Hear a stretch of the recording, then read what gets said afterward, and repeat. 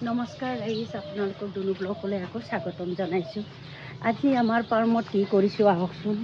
ফাৰ্মত আমি কুকুৰাবোৰ ডিৰিক্স কৰি আছোঁ। এতিয়া আমি এইখিনি ডিৰিক্স কৰা হ'ল। ইয়াক কৰাৰ কাৰণটো হ'ল জুম বান্ধি থাকোঁতেনে সিটোক যাতে কুটিব নোৱাৰে আৰু লগতে কোৱাটো সহজ হয়। এইকাৰণে আমি ডিৰিক্স কৰিছোঁ। প্ৰথমবাৰৰ কাৰণে কৰিছোঁ। এসপ্তাহ হৈছে সিহঁতৰ পোৱালি। এতিয়া আপোনালোকক আমি ডিৰিক্স কেনেকৈ কৰোঁ আপোনালোকক দেখুৱাইছোঁ। চাওকচোন, মুখৰ অকণমান জোঙা এই বগা ডুকৰ থাকে, এইখিনি কাটি পেলোৱা হয়। এয়া দেখাব পৰা সৰুতে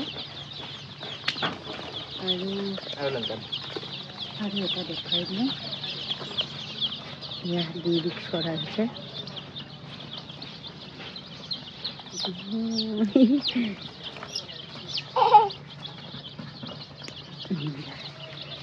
এনেকৈ এটা এটাকৈ আমি গোটেই কুকুৰাখিনি পোৱালিখিনি আমি ডিৰিক্স কৰিম। আৰু এইখিনি কৰা হ'ল ইতিমধ্যে। আৰু সোৱাদ দি আছোঁ। ডিৰিক্সটো কৰাৰ লগে লগে খোৱাটো সিহঁতে বেছি আগ্ৰহ দেখুওৱা যেন লাগিছে।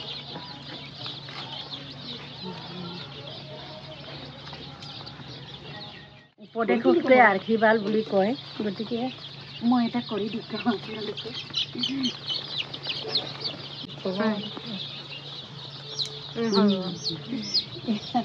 মই ইয়াত ৰাখিছোঁ, কটাখিনি ইয়াত ৰাখিছোঁ।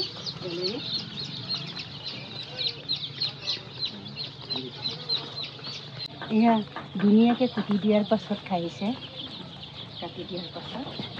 আৰু এইখিনি পানী যোগান আৰু গেছ ফুৰাবৰ কাৰণে যোগাৰ কৰা হৈছে। আৰু ইয়াৰ পূৰা দানা